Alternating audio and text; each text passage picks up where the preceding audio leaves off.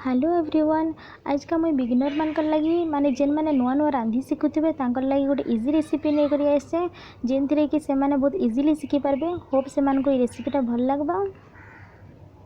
तो इने मुई स्टेप बाय स्टेप शिखे छे। होप आपण माने एटा के फॉलो करबे।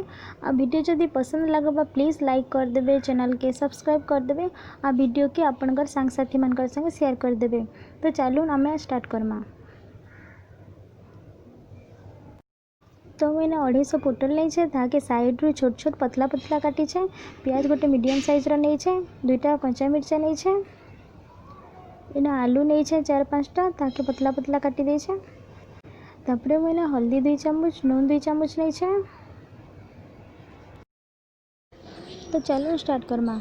तो फर्स्ट कौन करेंगे, फर्स्ट आपण मैंने आपनकर क्वांटिटी के देखिक मैंने जितकी अमाउंट भजा करवार लगे नहीं छन से अनुसार तेल नेबे। इना मुझे 2 चम्मच तेल नेली। तो तेल बेसी नेबे नहीं। तापर ताके गरम हबार लगे देबे। ठंडा तेल रे केबे भी किसी पकाबेनी फुटण फुटण। तो इना मुझे सोरस पकाइले आपनकर पाखे जहाँ थी आपण मैंने पकई पारे, जीरा फुटण जहाँ भी। तापर इना मैं पकाइली प्याज। प्याज के टिके इना गोल्डन ब्राउन हबार तक इना छाड़देवी।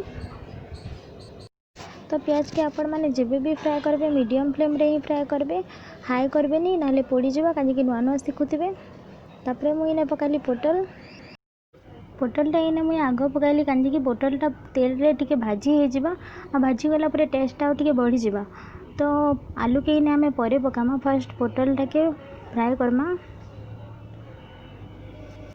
तो मुई पोटल के 3 ରୁ 4 मिनट तक मीडियम फ्लेम रे ढापी कर फ्राए करबी। 3 ରୁ 4 मिनट पर आपण मैंने देखुन पोटलटा तेल संगे फ्राए हो जाइए। तबे मैं काटी कर रखी आलू के पकाबी, ताके भलसे घाटी देवे। तापर मुझे पकाबी हल्दी 2 चम्मच, आपण मैंने आपनकर क्वांटिटी के देखिक पकाबी। तापर पकाबी स्वाद अनुसार नून, ताके भलसे मिक्स कर देबी। आ इना मुझे ताके 4 ରୁ 5 मिनट तक मीडियम फ्लेम रे ढापी कर फ्राए करबी।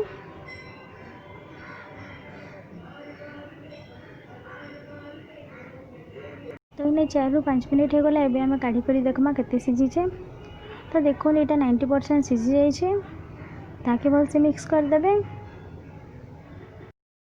तो इटा आउ टिके सिझबा से मुझे ताके चारिआडे फैले दौचे। चारिआडे फैले देले भलसे सिझी पारबा। तो मुझे ताके ढापी देबी 2 ରୁ 3 मिनट तक मीडियम फ्लेम रे। तो इनु 2 ରୁ 3 मिनट हो गला पर मुझे ताके भलसे घाटी देली। तो आपण मैंने देखी पारे इने सिझी आसला ना इटा। तो आउ ये ढापानी न बट ताके साइड साइड फिर आउ थे फैले दौन। फैले कर 2 ରୁ 3 मिनट तक आउ टिके फ्राए करमा जेनटा कि पूरा भलसे सिझी जावा। तो इन्हें ढापेनी एंता ही ताके छाड़ीदेवे मीडियम फ्लेम रे 2 ରୁ 3 मिनट तक। 2 ରୁ 3 मिनट इन्हें हो गला। तो आपण मैंने इन्हें देखी पारे भलसे पूरा सिझी जाइए सबू।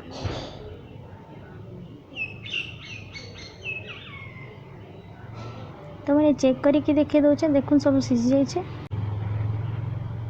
तो मुझे भी ताकि गोटे जगार काढ़ी दौचे। तो देखुन केते बढ़िया है, बहुत इजी है आ बहुत जल्दी भी शिखी जाए। तो वीडियो जदि भल लगला लाइक कर दिंतु, शेयर कर दिंतु, सब्सक्राइब कर दिंतु। टाटा।